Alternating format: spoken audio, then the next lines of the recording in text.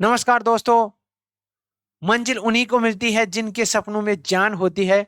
पंखों से कुछ नहीं होता मेरे दोस्त, हौसलों से उड़ान होती है। अपने हौसलों को बुलंद करना होगा। और मैं केसर सिंह आपका राधे राधे इंस्टीट्यूट में तहे दिल से बहुत बहुत हार्दिक अभिनंदन करता हूं। दोस्तों, आज हम पढ़ेंगे प्रकाश का वर्ण विक्षेपण। प्रकाश का वर्ण विक्षेपण क्या होता है, इसकी करेंगे सर्वप्रथम डेफिनेशन, और उसके बाद हम करेंगे इसका यूज किस प्रकार किया जाता है। तो सर्वप्रथम हेडिंग डाल लेंगे सभी, प्रकाश का वर्ण विक्षेपण। तो देखिए, किसी सफेद प्रकाश किरण का अपने ही रंगों के अवयवों में विभक्त यानी बटना विभक्त होना प्रकाश का वर्ण विक्षेपण कहलाता है। यानी कि एक सफेद किरण है, व्हाइट किरण है एक, वो अपने ही रंगों में विभक्त यानी बट जाती है, उसे क्या कहते हैं? प्रकाश का वर्ण विक्षेपण कहते हैं। जब किसी श्वेत प्रकाश को किसी प्रिज्म द्वारा गुजारा जाता है तो उसके सामने रखे पर्दे पर इसके रंगों का एक समूह प्राप्त होता है, जिसे क्या कहते हैं? वर्ण स्पेक्ट्रम कहते हैं। जिसे क्या कहते हैं? वर्ण स्पेक्ट्रम कहते हैं। जिसके डायग्राम को समझेंगे, देखो ये कोई हमारे पास प्रिज्म है, देखो भाई आराम से समझेंगे। ये हमारे पास कोई प्रिज्म है, ये थोड़ा डायग्राम सही बना लेना। ये कोई प्रिज्म है, ठीक है। अब यहां से कोई आपतित किरण आई, ये होगी आपतित किरण, प्रकाश किरण, ठीक है, श्वेत किरण। ये अपने ही रंग की वजह से 7 कलर में विभक्त हो जाती है। ये विभक्त हो गई, ये यहां पर दूसरा कलर आ गया, ये तीसरा कलर आ गया।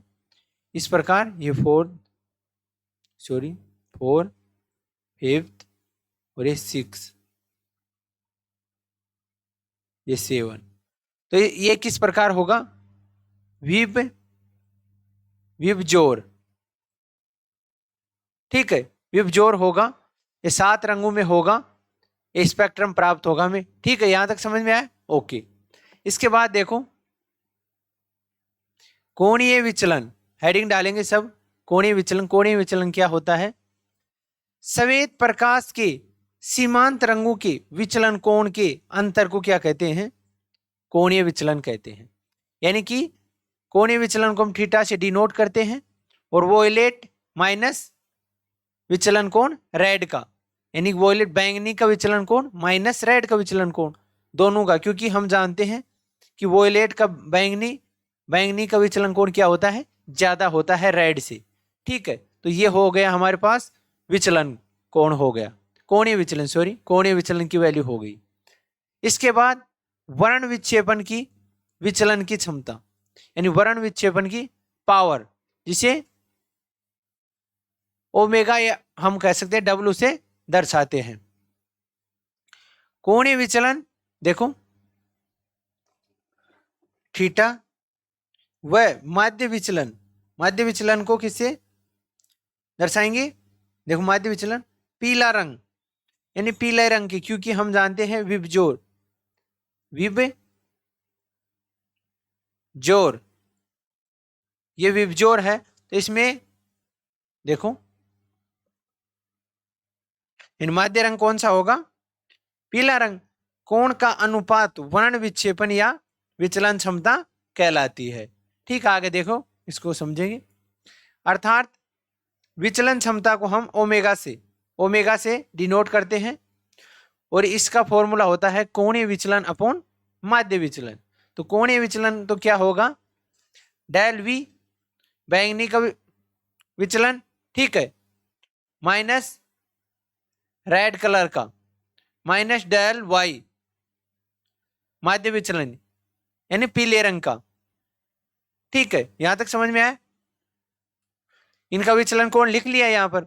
इसके बाद देखो, बैंगनी कलर के विचलन कोण की value mu V minus 1 A, और इसके value mu R minus 1 A upon mu Y minus A. यहां तक आ गए ओमेगा विचलन कोण, विचलन क्षमता की वैल्यू आ गई। अब इसको थोड़ा कैलकुलेशन करेंगे तो ए से ए कैंसिल आउट हो जाएगा यहां से प्लस होने के बाद, और ये हमारे को प्राप्त हो गया ओमेगा बराबर म्यू वी, यानी कि विचलन कोण बैंगनी कलर के लिए, और विचलन कोण ये हो गया बैंगनी, ये रेड आएगा, ये आर आएगा रेड कलर, और ये येलो का विचलन कोण -1, ये आ गया हमारे पास क्षमता। ठीक है, अब इसके बाद नेक्स्ट टॉपिक देखो, प्रकाश का प्रकीर्ण। प्रकाश का प्रकीर्ण क्या होता है? जब कोई प्रकाश किरण कण या अणु पर आपतित होती है, जब कोई प्रकाश किरण किसी एटम या किसी कण पर आपतित होती है, तो जिसका आकार आपतित प्रकाश की तरंग दैर्घ्य से बहुत कम होता है, जिसका आकार बहुत कम हो, हम किरण आपतित करवा रहे हो, तो यह कण या अणु प्रकाश किरण को अवशोषित कर लेता है। तो यह कण या अणु प्रकाश किरण को एब्जॉर्ब कर लेता है। इसके पश्चात सभी दिशाओं में उसे उत्सर्जित कर देता है। तो प्रकाश की इस घटना को क्या कहते हैं? प्रकाश का प्रकीर्ण कहते हैं। ठीक है, यहां तक समझ में आया? देखो, ये कोई आपतित किरण आई, वे सभी दिशाओं में, ये हो गई प्रकीर्ण, और ये अणु का आकार बहुत ही छोटा है, जिसे ये अवशोषित कर लेते हैं। ठीक है, कण या वस्तु हो गई ये, और ये हो गई प्रकीर्ण प्रकाश। इसके बाद आता है रैले का नियम। रैले का नियम क्या है? रैले के नियम अनुसार प्रकीर्ण प्रकाश की तीव्रता IS, इंटेंसिटी, आपतित प्रकाश की तरंग दैर्घ्य के चतुर्थ घात की व्युत्क्रमानुपाती होती है। रैले ने बताया कि जो इसकी प्रकीर्ण प्रकाश की तीव्रता है ना IS, वो जो प्रकाश की तरंग दैर्घ्य है ना, उसके चतुर्थ घात के व्युत्क्रमानुपाती होती है। ये रैले का नियम हो गया यहां तक। ठीक है भाई, अब इसके बाद देखो नेक्स्ट, यदि कण का आकार आपतित प्रकाश की तरंग दैर्घ्य से बहुत कम हो, यदि कण का आकार आपतित प्रकाश की तरंग दैर्घ्य से बहुत कम हो, तो आपतित प्रकाश का प्रकीर्ण हो जाता है। यानी जब तरंग दैर्घ्य कम होगा तो आपतित प्रकाश का प्रकीर्ण हो जाता है।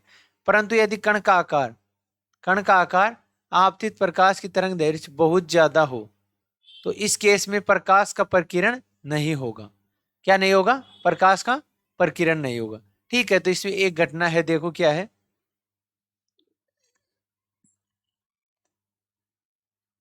प्रकीर्ण से संबंधित कुछ घटनाएं। पहली घटनाएं क्या है?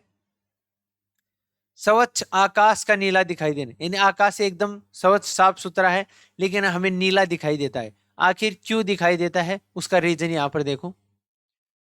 स्वच्छ आकाश प्रकाश के प्रकीर्ण के कारण नीला दिखाई देता है। प्रकाश के प्रकीर्ण के कारण नीला दिखाई देता है क्योंकि वायुमंडल में उपस्थित छोटे छोटे कणों द्वारा आपतित प्रकाश का प्रकीर्ण हो जाता है। जब वायुमंडल में छोटे छोटे प्रकाश के क्या होते हैं? कण पाए जाते हैं। इससे आपतित प्रकाश उसे एब्जॉर्ब कर लेता है, जिससे सबसे ज्यादा प्रकीर्ण बैंगनी रंग का होता है, और उसके बाद में जामुनी, और अंत में नीले रंग का होता है। नीले रंग का अनुपात अधिक होने के कारण एम आंखों की सुग्राह्यता नीले रंग के प्रति अधिक होती है, जिसके कारण प्रकाश का रंग नीला दिखाई देता है। यहां तक समझ में आए? ओके। इसके बाद नेक्स्ट टॉपिक देखो, इसके बाद नेक्स्ट देखो, इंद्रधनुष।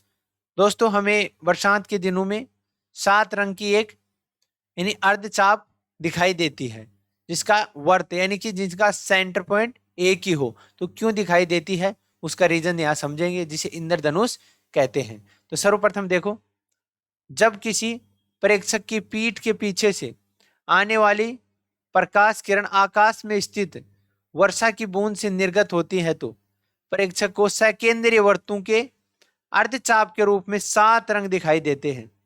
इन अर्धचापों का केंद्र प्रेक्षक की आंख पर स्थित होता है। तो अर्धचाप के रूप में रंगों का दिखाई देना इंद्रधनुष कहलाता है। ये समझा इसके बाद?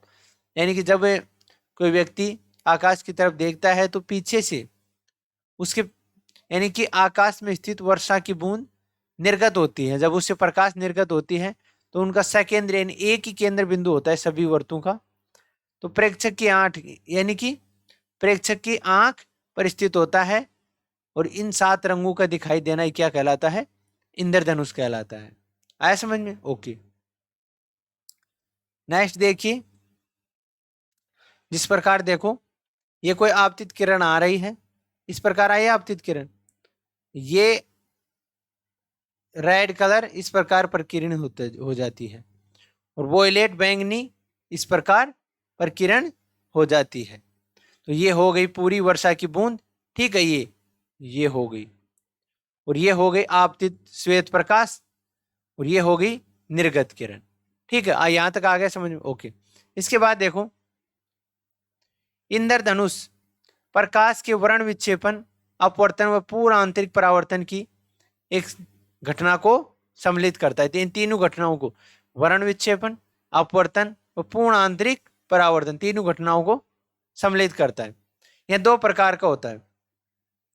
इंद्रधनुष दो प्रकार का होता है। पहला प्रकार है प्राथमिक इंद्रधनुष, प्राइमरी, और यह है द्वितीयक इंद्रधनुष, जिसे सेकेंडरी इंद्रधनुष कहते हैं। ठीक है, इसमें देखो पहले, जिनमें प्राथमिक इंद्रधनुष की तीव्रता अथवा चमक सबसे अधिक होती है, जबकि द्वितीयक इंद्रधनुष की तीव्रता कम होती है। इन प्राथमिक की इंद्रधनुष की तीव्रता सबसे ज्यादा होती है, जबकि द्वितीयक इंद्रधनुष की क्षमता तीव्रता कम होती है।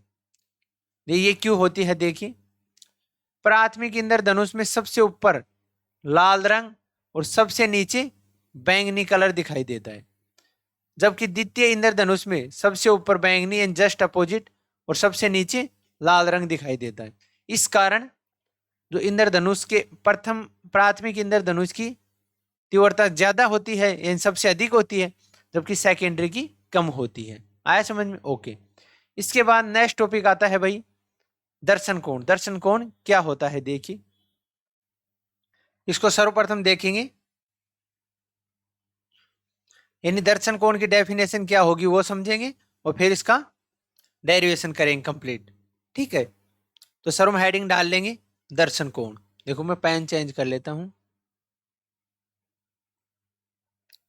दर्शन कोण। ठीक है, तो इसकी डेफिनेशन क्या होगी? देखिए, न्यूनतम स्पष्ट दूरी पर स्थित वस्तु द्वारा नेत्र पर बना कोण दर्शन कोण कहलाता है। यानी तो कम से कम दूरी पर स्थित वस्तु द्वारा नेत्र पर बना कोण क्या कहलाता है? दर्शन कोण कहलाता है। देखो इस डायग्राम में समझेंगे इसे, ये हमारे पास कोई ए बी और यहां पर कोई आंख है। ठीक है, यहां पर कोई आंख है, इस आंख से ए बी कोई वस्तु रखी हुई है। ठीक है, न्यूनतम दूरी है, यहां से यहां तक की दूरी कितनी है? यहां से यहां तक की दूरी है डी। ठीक है, ए डी है, यहां से यहां तक की दूरी। यहां से बना कोण हो गया अल्फा। ठीक है, तो यहां से देखो, अब इसको समझेंगे, देखना। त्रिभुज ए बी ओ में, त्रिभुज ए बी ओ में देखो, लाल बटे कक्का से इसकी वैल्यू फाइंड आउट करेंगे। तो यहां पर देखो, लंब बटे आधार, लंब क्या होगा इसमें? ए बी, लंब ये होगा। ठीक है, लंब बटे आधार, तो इसकी tan अल्फा की वैल्यू आ जाएगी ए बी लंब, और आधार क्या आ जाएगा? ए ओ। ठीक है, यहां तक समझ में आया? ओके। इसके बाद ए ओ की वैल्यू रखेंगे तो माइनस डी रख देंगे, और A B as it is आ जाएगा। इसको आगे थोड़ा सिंप्लीफाई करेंगे, देखो इसको आगे सिंप्लीफाई करेंगे तो अल्फा बराबर ए बी बटे माइनस डी। ठीक है, अल्प कोण के लिए, यानी tan थीटा की वैल्यू अल्प कोण के लिए लेंगे तो देखो, अल्प कोण के लिए, अल्प कोण के लिए, अल्प कोण के लेंगे तो tan अल्फा बराबर अल्फा के बराबर प्राप्त हो जाएगी। ठीक है, यहां तक समझ में आया? ओके। इसके बाद देखो नेक्स्ट टॉपिक आता है सूक्ष्मदर्शी। सर्वप्रथम देखो, नाम से महसूस हो रहा है सूक्ष्मदर्शी। आखिर सूक्ष्म वस्तु को बड़ा करने में दिखाई देना इस सूक्ष्मदर्शी का ही कार्य है। ठीक है, तो इंग्लिश में कहते हैं माइक्रोस्कोपी। ठीक है, तो इसकी डेफिनेशन क्या होगी? सूक्ष्मदर्शी एक ऐसा प्रकाशिक उपकरण है जिसकी सहायता से सूक्ष्म वस्तुओं का बड़ा प्रतिबिंब देखा जा सकता है। यानी सूक्ष्मदर्शी ऐसी डिवाइस है, प्रकाशिक डिवाइस है, जिसकी सहायता से हम सूक्ष्म वस्तुएं, बहुत छोटी वस्तुओं को बड़ा करके देख सकते हैं। यह मुख्यतः दो प्रकार का होता है। कितने प्रकार का होता है? दो प्रकार का होता है। पहला है सरल सूक्ष्मदर्शी, यह सिंपल माइक्रोस्कोपी। ये क्या होता है? देखो, सरल सूक्ष्मदर्शी एक ऐसी प्रकाशिक यंत्र है जिसमें एक उत्तल लेंस की सहायता से सूक्ष्म वस्तुओं को के आवर्धित प्रतिबिंब देखे जाते हैं, यानी उसको बड़ा करके देखे जाता है। उसे क्या कहते हैं? सरल सूक्ष्मदर्शी कहते हैं। अब इसके बाद में इसका सिद्धांत, सिद्धांत क्या होगा? देखिए, सिद्धांत क्या है?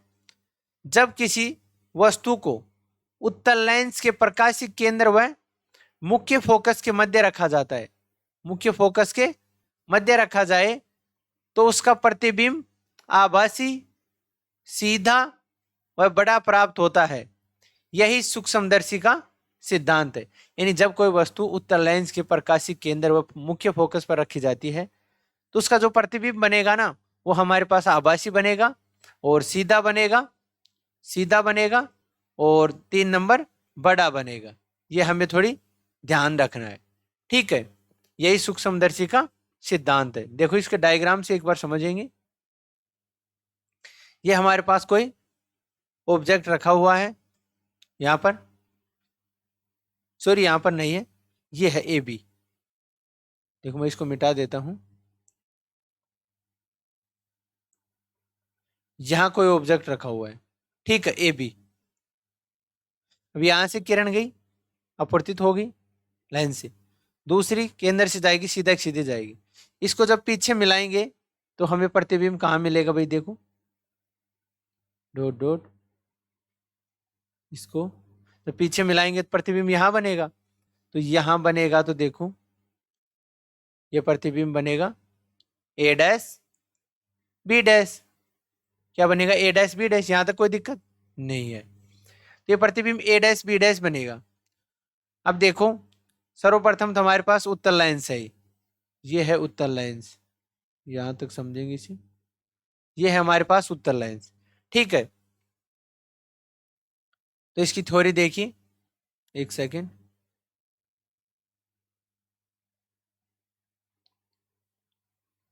बिंब की दूरी क्या होगी? यू होगी, और जबकि प्रतिबिंब की दूरी डी लेंगे यहां पर, ठीक है। अब देखो, थ्योरी देखो। माना कोई वस्तु ए बी जिसका नेत्र प्रदर्शन कोण अल्फा है, इसका प्रतिबिंब ए डैश बी डैश पर प्राप्त होता है, जो आभासी, सीधा व बड़ा है। क्योंकि वस्तु को लेंस के प्रकाशिक केंद्र और मुख्य फोकस पर रखा गया है, तो इसका प्रतिबिंब लेंस पर बनाया गया कोण क्या होगा? दर्शन कोण बीटा होगा। देखिए, यहां पर इसका कोण क्या होगा? यहां से बना हुआ कोण देखो, देखो यहां पर बनाया गया कोण, देखो यहां से बनाया गया कोण क्या होगा? बीटा होगा, ठीक है। ये अपने को समझना है थोड़ा। इसके बाद देखो नेक्स्ट,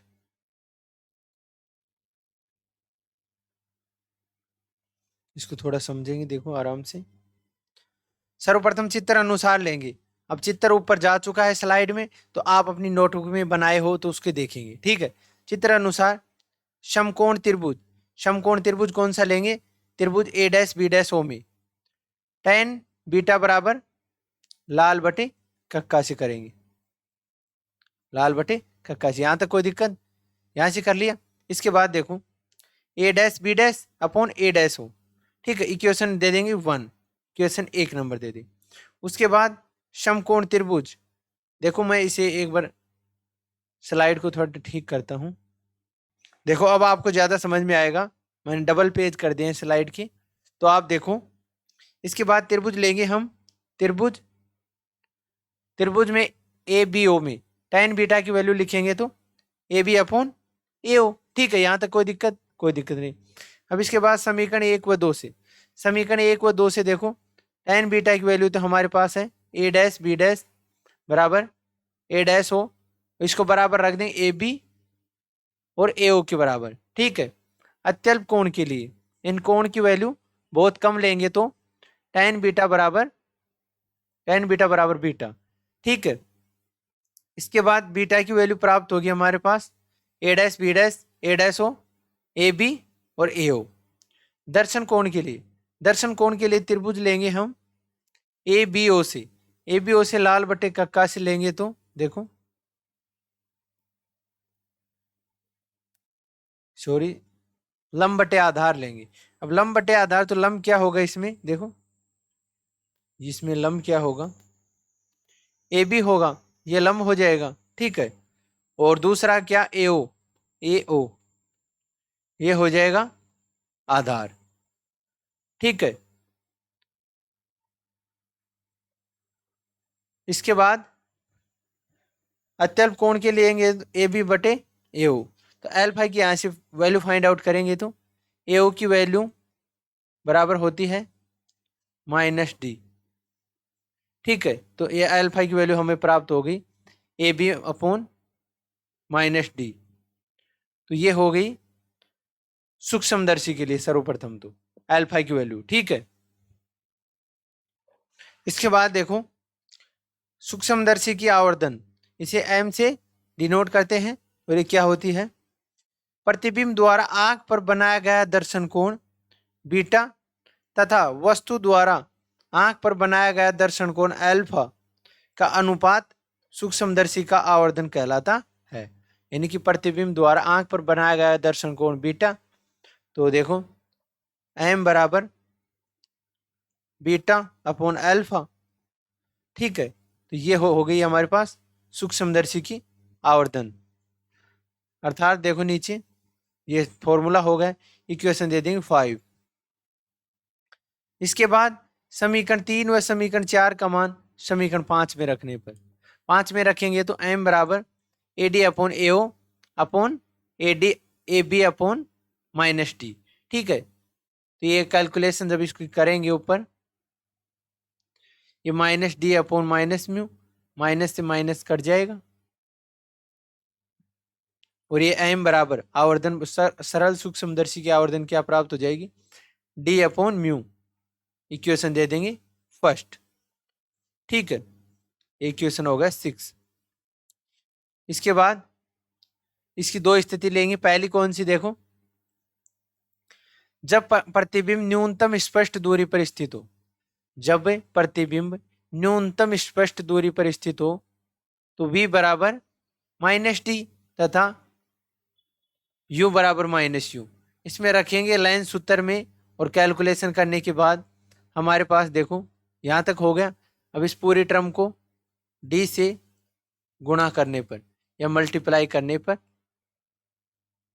पर सारी टर्म को d से जब मल्टीप्लाई करेंगे तो देखो भाई, ये करने के बाद d से d कैंसिल आउट, और ये d बराबर हो जाएगा, d बराबर म्यू यू, इस बराबर हो जाएगा 1 plus d upon F, equation हो जाएगा 7, ठीक है। इसके बाद देखो इक्वेशन 6 से m बराबर 1 प्लस d अपॉन एफ, यह आवर्धन प्राप्त हो गए, ठीक है। स्थिति दूसरी लेंगे तो स्थिति सेकंड, जब वस्तु का प्रतिबिंब इनफाइनाइट पर हो, जब वस्तु का प्रतिबिंब इनफाइनाइट पर हो तो v बराबर इनफाइनाइट तथा u बराबर f होगा, तो इसमें वैल्यू रखेंगे तो m बराबर देखो m बराबर d अपॉन f, समीकरण 6 से। इसके बाद दूसरा आता है संयुक्त सूक्ष्मदर्शी। पहला हमने सिंपल साधारण सूक्ष्मदर्शी तो पढ़ लिया है, सरल सूक्ष्मदर्शी। अब दूसरा आता है संयुक्त सूक्ष्मदर्शी। नाम से ही प्रतीत हो रहा है कि इसमें दो उत्तल लेंस होंगे, ठीक है। तो किस प्रकार, देखो सर्वप्रथम इसके डायग्राम को समझ लेंगे अच्छी तरह। मैं छोटा कर देता हूं, डायग्राम आ नहीं रहा है, देखो देखो सर्वप्रथम तो सभी हेडिंग डाल लेंगे। सरल सूक्ष्मदर्शी, सरल सूक्ष्मदर्शी क्या होता है, इसका डायग्राम बनाएंगे हम। तो हमारे पास एक तो उत्तल लेंस ये है, यहाँ से कोई बिंब रखा हुआ है, यहाँ से किरण जाएगी अपवर्तित होकर यहाँ मिल जाएगी, और ये प्रकाशित केंद्र से सीधी जाके यहाँ मिल जाएगी। यहाँ तक कोई दिक्कत है नहीं है। इसके बाद देखो ये कोई दूसरा उत्तल लेंस है, अब यहाँ से वक्रता केंद्र से सीधी चली जाएगी, और यदि समांतर जाएगी तो ये इस प्रकार फोकस से गुजर जाएगी, ठीक है। यहाँ तक कोई दिक्कत नहीं है। इसके बाद देखो इसको पीछे मिलाएं तो यहाँ पर प्रतिबिंब बनेगा, A dash B double dash, और ये बन गया ए बी। ठीक है, यहाँ से बिंब की दूरी होगी पहले लेंस के लिए म्यू नोट, और ये दूसरे लेंस के लिए बिंब की दूरी होगी ए डैश बी डैश, और प्रतिबिंब बनेगा B double dash A double dash. ठीक है, यहाँ पर एक अभिलंब डालेंगे तो यहाँ पर दर्शन कोण बनेगा बीटा। यहाँ तक कोई दिक्कत? ये बिंब की दूरी हो गई माइनस म्यू ई, और ये माइनस वी क्या हो गई प्रतिबिंब की दूरी, डी दूरी हो गई यहाँ से। ठीक है, अब इसका यहाँ कंप्लीट डायग्राम को समझ लिया, अब इसकी थ्योरी पढ़ते हैं। देखो यहां से देखो, देखो एक बार सरल, इसको देखो। संयुक्त सूक्ष्मदर्शी एक ऐसा प्रकाशिक उपकरण है जिसमें दो उत्तल लेंसों की सहायता से सूक्ष्म वस्तु को बड़ा आवर्धित प्रतिबिंब देखा जा सकता है। यानी कि जो हमारे पास छोटी वस्तु है उसको बड़ा करके देखा जा सकता है। तो पहले हेडिंग डालेंगे सर्वप्रथम इसकी रचना कैसे हुई। देखो रचना के बारे में बात करते हैं। सरल सूक्ष्मदर्शी में दो उत्तल लेंस काम में लिए जाते हैं। कितने? दो उत्तल लेंस काम में लिए जाते हैं सर्वप्रथम, जिसमें एक लेंस द्वारक व फोकस दूरी बहुत कम होती है जिसे वस्तु के पास रखा जाता है, इसलिए इसे अभिदर्शक लेंस कहते हैं। तथा दूसरे उत्तल लेंस को नली के दूसरे सिरे पर रखा जाता है जिसका द्वारक व एफ बहुत अधिक होता है, इसे नेत्र की ओर रखा जाता है, इसलिए इसे अभिनेत्री लेंस कहते हैं। उसको तो वस्तु की ओर रखते हैं और इसे रखते हैं नेत्र की ओर। इन दोनों लेंसों को दंड चक्र की व्यवस्था से एक दूसरे के सापेक्ष पास या दूर ले जाया जा सकता है। यानी कि एक गोल गोल घुमाने का एक चक्कर होता है जिसे दंड चक्र कहते हैं, उसकी सहायता से हम इनको पास या दूर ले जा सकते हैं। यह तो हो गई इसकी रचना। आगे देखो, माना कोई सूक्ष्म वस्तु ए बी अभिदर्श लेंस के मुख्य फोकस व वक्रता केंद्र के मध्य स्थित है, जिसका प्रतिबिंब ए डैश बी डैश प्राप्त होता है। इस प्रतिबिंब ए डैश बी डैश को दंड चक्रीय व्यवस्था द्वारा इस प्रकार रखा जाता है कि यह अभिनेत्री लेंस के ओ व एफ के मध्य स्थित हो जाए। ठीक है, इसके बाद यह प्रतिबिंब A dash B dash lens एली के एक बिंब का कार्य करता है, जिसका प्रतिबिंब बनता है जो सीधा बनता है, दूसरा आभासी बनता है और तीसरा बड़ा बनता है। ए बी वस्तु के सापेक्ष उल्टा प्रतिबिंब ए डैश बनता है। यानी इसमें डबल तो प्रतिबिंब बनेंगे, जिसमें सर्वप्रथम एक जो छोटा द्वारक है उसके पास वस्तु को रखते हैं तो उसका प्रतिबिंब बनेगा थोड़ा बड़ा, तो उसका फिर आंख से बनेगा हमारा दूसरा प्रतिबिंब। ठीक है, इस प्रकार इसमें दो उत्तल लेंस लगे होते हैं। यहां तक आया समझ में? इसके बाद देखो इसमें सरल सूक्ष्मदर्शी का आवर्धन में m बराबर beta upon alpha, equation first दे देंगे इसे। इसके बाद देखो दर्शन कोण के लिए हम त्रिभुज लेंगे ई डबल डैश सी, उसमें वही लाल बटे कक्का से देखो लाल बटे कक्का से सूत्र से हम यहाँ से लंब और आधार की वैल्यू लिख देंगे। उसके बाद देखो tan अल्फा बराबर, ये तो हो गया लंब और ये हो गया आधार। ठीक है, यहाँ पर आधार की वैल्यू क्या है? ए डैश सी बराबर ए बी की जगह ए डैश सी रख देंगे। अल्प कोण के लिए tan अल्फा बराबर अल्फा होता है। ठीक है, तो ये अल्फा की जगह लिखेंगे तो A B upon E A dash, equation रख देंगे आपके हिसाब से, कुछ भी दो दे देंगे। इसके बाद प्रतिबिंब द्वारा आंख पर बनाए गए दर्शन कोण के लिए समकोण त्रिभुज लेंगे ए डैश बी डैश ई। ठीक है, उसके बाद tan बीटा की वैल्यू लेंगे तो A dash B dash upon A dash, वही लाल बटे कक्का से लंब अपॉन आधार।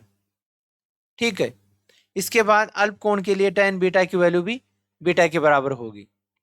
इसके बाद देखो बीटा बराबर ए डैश बी डैश अपॉन ए डैश ई, इक्वेशन दे देंगे 3 नंबर। आगे समकोण त्रिभुज ए बी हो वह समकोण त्रिभुज ए डैश बी डैश हो, दोनों एक दूसरे के समरूप त्रिभुज है। दोनों क्या है? एक दूसरे के समरूप त्रिभुज है। अतः ए डैश बी डैश बराबर ए बी, और दोनों की भुजाओं को समान रखेंगे, ए डैश बी डैश हो ए डैश बी डैश हो। ओके, इसके बाद ए डैश बी डैश की वैल्यू निकालेंगे यहां से, तो ये चल जाएगा मल्टीप्लीकेशन में। मल्टीप्लाई में जाएगा तो ए डैश हो upon A O A B, equation दे देंगे 4 नंबर। इसके बाद समीकरण 4 का मान समीकरण 3 में रखने पर, समीकरण 4 का मान समीकरण 3 में रखने पर कैलकुलेशन करेंगे, इक्वेशन दे देंगे 5। और इसके बाद समीकरण 2 व समीकरण 5 का मान समीकरण 1 में रखने पर, 1 में रखेंगे तो देखो समीकरण 1 में रखेंगे तो m की वैल्यू फाइंड आउट करेंगे। यहां से ए बी से ए बी कैंसिल आउट हो जाएगा, और यहां पर ए डैश ओ इंटू ए ओ ये प्राप्त हो जाएगा। इसके बाद चूंकि हम जानते हैं ए डैश ओ बराबर क्या है? वी नोट है। उसी प्रकार ए डैश ओ की वैल्यू क्या, सॉरी ए ओ, ये डैश नहीं यहाँ पर क्योंकि ए डैश ए ओ है, इसकी वैल्यू माइनस यू नोट। ठीक है, उसके बाद में आगे देखो ई ए डैश की वैल्यू माइनस डी और ए डैश ई की वैल्यू माइनस म्यू। इसकी वैल्यू फाइंड आउट करने के बाद एम की वैल्यू हमारे पास प्राप्त हो जाएगी। देखो एम बराबर minus V naught upon U naught D upon U E. ठीक है, ये हमारे पास आवर्धन की वैल्यू प्राप्त हो जाएगी संयुक्त सूक्ष्मदर्शी के लिए। इसमें भी 2 कंडीशन लेंगे। पहली कंडीशन कौन सी है? देखो स्थिति पहली, जब प्रतिबिंब न्यूनतम स्पष्ट दूरी पर स्थित हो, तो अभिनेत्री लेंस के लिए, यानी कि जब प्रतिबिंब हमारे पास न्यूनतम कम से कम दूरी पर हो, तो उसके लिए अभिनेत्री लेंस कितना लगाना पड़ेगा? उसके लिए लेंस सूत्र से हम ये वैल्यू लगाएंगे, एफ ई बराबर plus F E, V E बराबर माइनस डी और यू ई बराबर माइनस यू ई। ठीक है, चिन्ह परिपाटी से इसका वैल्यू रखने के बाद हमें इसको सोल्व करेंगे, तो अंत में फिर डी से गुणा कर देंगे और इसको कैलकुलेशन करने के बाद समीकरण 7 प्राप्त हो जाएगी। समीकरण 6 का मान समीकरण 7 में रखने पर, समीकरण 6 का मान समीकरण 7 में रखने पर एम बराबर minus V naught upon U naught 1 plus D बराबर अपॉन एफ ई। ठीक है, ये हमारे पास आवर्धन प्राप्त हो जाएगी। स्थिति 2 लेंगे तो देखो जब अंतिम प्रतिबिंब इनफाइनाइट पर हो, जब अंतिम प्रतिबिंब इनफाइनाइट पर होगा तो इसकी वैल्यू क्या होगी? वी बराबर माइनस इनफाइनाइट और यू ई बराबर माइनस एफ ई तथा एफ ई बराबर एफ ई होगा। तो समीकरण 6 में इसकी वैल्यू फाइंड आउट करने के बाद हमें एम की वैल्यू ये प्राप्त हो जाएगी। इसके बाद संयुक्त सूक्ष्मदर्शी के लिए लंबाई V naught plus U E होगी। ठीक है, ये याद करना है डायरेक्ट। इसके बाद तीसरा आता है दूरदर्शी। दूरदर्शी हेडिंग डालेंगे, नाम से पता चल रहा है कि ऐसा उपकरण जिसकी सहायता से दूर स्थित वस्तु का प्रतिबिंब स्पष्ट दिखाई देता वह बड़ा प्रतिबिंब देखा जाता है। यानी कि दूर हमें हमारे से, जैसे आकाश में कोई वस्तु देखनी है तो हमारे से दूर है वो, तो इस प्रकार की वस्तु को देखने के लिए हम दूरदर्शी का उपयोग करते हैं। तो चलो इसको इसके हेडिंग देखो तो देखो दूरदर्शी एक ऐसा प्रकाशिक उपकरण है जिसकी सहायता से दूर स्थित वस्तुओं का प्रतिबिंब स्पष्ट व बड़ा प्रतिबिंब देखा जा सकता है। यानी कि दूरदर्शी ऐसा उपकरण है जिसकी सहायता से दूर स्थित वस्तुओं का प्रतिबिंब बड़ा आसानी से देखा जा सकता है। यह मुख्यतः 2 प्रकार का होता है। पहला कौन सा लेंगे इसमें? खगोलीय अपवर्तक दूरदर्शी। कौन सा लेंगे? खगोलीय अपवर्तक दूरदर्शी। तो हेडिंग डालेंगे सभी, पहला खगोलीय अपवर्तक दूरदर्शी। इसमें देखो खगोलीय अपवर्तक दूरदर्शी एक ऐसा प्रकाशिक उपकरण है जिसकी सहायता से आकाशीय पिंडों का स्पष्ट व आवर्धित प्रतिबिंब देखा जा सकता है। उसे क्या कहते हैं? खगोलीय अपवर्तक दूरदर्शी कहते हैं। इसकी रचना की बात करेंगे। देखो रचना में देखो खगोलीय अपवर्तक दूरदर्शी में दो उत्तल लेंस काम में लिए जाते हैं, जिनमें से एक उत्तल लेंस का द्वारक बहुत बड़ा होता है, वह फोकस दूरी बहुत अधिक होती है, जिसे वस्तु की ओर रखा जाता है, इसलिए इसे अभिदर्शक लेंस कहते हैं। तथा दूसरा लेंस जिसका द्वारक बहुत छोटा होता है और फोकस दूरी उसकी बहुत कम होती है, उसको नेत्र के पास रखा जाता है। देखो आगे, पास रखते, इसलिए इसे अभिनेत्री लेंस कहते हैं। अभिनेत्री लेंस व अभिदर्शक लेंस के मध्य की दूरी कम या ज्यादा करने के लिए इसे दंड चक्र व्यवस्था होती है, यानी कि जो दोनों लेंस लगे होते हैं इसमें, तो उनको जो पास लाने के लिए और दूर ले जाने के लिए एक हमारे पास दंड चक्र व्यवस्था होती है, जिसकी सहायता से हम उसे दूरी को कम ज्यादा कर सकते हैं। इसके बाद देखो, माना इनफाइनाइट पर कोई वस्तु ए भी स्थित है, माना कि हमारे से दूर स्थित कोई वस्तु है, तो माना कि हम इनफाइनाइट पर मान लेते हैं उसे, जिसका प्रतिबिंब अभिदर्शक लेंस द्वारा एफ नोट पर ए डैश बी डैश प्राप्त होता है, जो वास्तविक उल्टा एम प्रतिबिंब होता है। यह प्रतिबिंब ए डैश बी डैश अभिनेत्री लेंस के लिए बिंब का कार्य करता है। दंड चक्री व्यवस्था से प्रतिबिंब ए डैश बी डैश को अभिनेत्री लेंस के प्रकाशिक केंद्र और मुख्य फोकस के बीच में प्राप्त करते हैं। ठीक है, उसके बाद में देखो, ये मैं पहले बता देता हूँ भाई, ये थ्योरी है तो इसको फटाफट करते हैं, डेरिवेशन को आराम से करेंगे। थ्योरी को हमें याद करनी है समझ के डायग्राम को, ठीक है, इसको रटना नहीं है, डायग्राम को समझना है और अपने आप अपने हिसाब से लिख सकते हो। आगे देखो, तब अभिनेत्री लेंस द्वारा ए डैश बी डैश का प्रतिबिंब आभासी सीधा व बड़ा बनता है, जो कहां पर बनेगा, वस्तु ए बी के सापेक्ष उल्टा होगा। ए डैश बी डबल डैश प्राप्त होता है, जो लेंस पर दर्शक कोण बीटा बनाता है। ये इसकी रचना या थ्योरी हो गई। इसके बाद इसके डायग्राम को समझेंगे। देखो, ये हमारे पास एक लेंस हो गया बड़ा, ठीक है, यहां से कोई इनफाइनाइट पर वस्तु है तो यहां इसका प्रतिबिंब बन जाएगा, ये आ गया यहां से। इसी सेम प्रकार ये कोई आंख के पास लेंस है छोटा वाला, तो ये यहां से जाएगा वो प्रकाशिक केंद्र से डायरेक्ट, ये समांतर गया फिर फोकस से गुजर जाएगा। यहां तक कोई दिक्कत है नहीं है। इसको थोड़ा पीछे मिलाएंगे तो देखो, यहां हमें ए डैश बी डैश क्या प्राप्त हो जाए, प्रतिबिंब प्राप्त हो जाता है। ठीक है, तो इसकी दूरी क्या होगी, यू ई होगी, इसकी एफ नॉट हो जाएगी दोनों के सेंटर पॉइंटों प्रकाशिक केंद्रों की। और आगे देखो, दूरदर्शी की लंबाई एल बराबर F zero plus U E होगी। ठीक है, दूरदर्शी की लंबाई। खगोलीय दूरदर्शी का अपवर्त आवर्धन क्या होगा, एम बराबर minus F naught upon F E. ठीक है, ये इसका आवर्धन होगा, डायरेक्ट याद कर लेंगे। इसके बाद दूसरा दूरदर्शी आता है परावर्ती दूरदर्शी। क्या आता है, परावर्ती दूरदर्शी। ये क्या किस प्रकार होता है देखिए, इसको देखेंगे। देखो भाई, परावर्ती दूरदर्शी एक ऐसा प्रकाशिक उपकरण है जिसमें प्रकाश किरणों के परावर्तन व अपवर्तन द्वारा अपवर्तित दूरदर्शी की तुलना में स्पष्ट प्रतिबिंब देखे जाते हैं। इसे क्या कहते हैं, परावर्ती दूरदर्शी कहते हैं, दूर स्थित वस्तुओं के लिए। ठीक है, इसकी रचना देखो, ये बनावट देखो, हेडिंग डालेंगे सर्वप्रथम। फिर देखो, परावर्ती दूरदर्शी में अभिदर्शक लेंस के स्थान पर बड़े द्वारक व अधिक फोकस दूरी का एक अवतल दर्पण रखा जाता है, जिसे अभिदर्शक दर्पण कहते हैं। जिसे क्या कहते हैं, अभिदर्शक दर्पण कहते हैं।